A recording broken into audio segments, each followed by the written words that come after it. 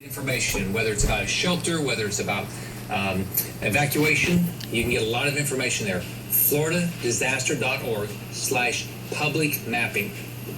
The telephone number for the Florida Emergency Center, 850-921-0217. 850-921-0217. But let me remind you, your cell phone can save your life. Keep it charged. There's going to be continued updates. Follow the news. We have our news services around the state are doing a great job of keeping people informed. But it's your job to prepare. Remember, we cannot save your life during the storm. We cannot save your life during the storm. 3 days of water, 3 days of food. If you need medicine, make sure you have it. If you think you're going to need to go to a shelter, go now. If you think of a family member or you or a friend that you think will need to go to emergency shelter for somebody that's disabled, go now. If you need a pet shelter, do it now.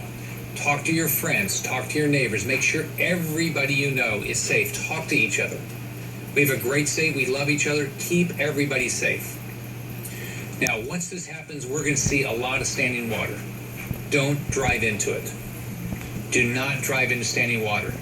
We're going to see a lot of trees down. We have a lot of wind. We're going to see a lot of trees down. Don't touch a power line. They're going to knock down a lot of power lines. Our utilities are going to be hard at work getting our power back on. But if you see a power line down, call your utility, call your emergency management team, call your sheriff. Do not touch it. Do not try to do something with it. Our National Guard has already pre-positioned assets just like our utilities have.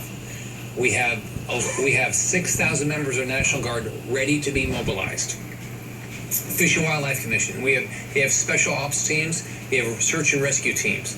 I hope we don't need to use one of them.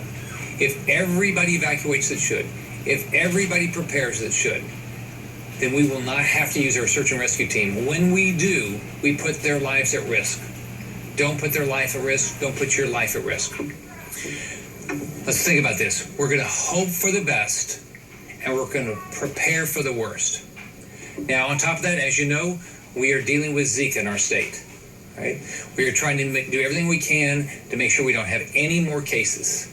We have been doing every day, getting rid of standing water. As soon as this happens, we'll do very aggressive mosquito abatement around the state, but also you need to get rid of all the standing water around your house, get rid of all the standing water at your business, get all the standing water any place you see. So this is your opportunity. Still get prepared. We have a hurricane. It is going to happen. It is here. It is here now. It's going to happen in the next few hours. So let's think about what we're doing. We can rebuild a home. We can rebuild a business. We cannot rebuild your life. So we'll be glad to take any questions anybody has. Governor, have you heard from the White House or President Obama about the storm? No, I haven't.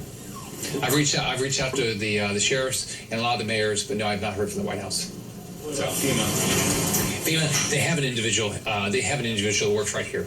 So FEMA's here. So I've not talked to them personally, but FEMA's here. Okay, and I guess you might be waiting for aftermath, but applying for federal disaster relief and stuff like that as well. That will be after. What we'll do is we'll go through the process. Brian can talk about the process, but you do it after the fact. Sure, I have spoken with the regional administrator and the administrator of FEMA today, and the governor is correct. Once the storm has passed and we do the damage assessments, then we'll determine whether or not we'll request a presidential declaration for disaster. Have you had any conversations, either Governor, with the local emergency people, or to have any indication as to whether or not there are people who are ignoring the mandatory evacuation requests and are continuing to stay? Do you have any insights into how that's going? Governor, you want to answer? I will tell you that I have not had any specific folks. I know that we've done everything we can to help educate them about what that storm surge will be, and down to the individual. I have no idea what's going to happen. Pop up, you okay? Okay. He didn't get down with me. That was just here. Either door to door or call individuals directly.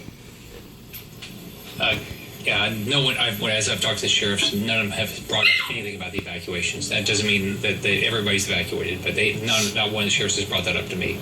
Hey, People are in these evacuation zones in all these counties that you mentioned.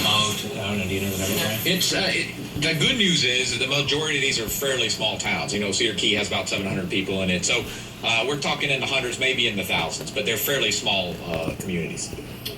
Harder to rescue anybody that did stay then because they're harder to get to areas. They are. I mean, those are remote locations.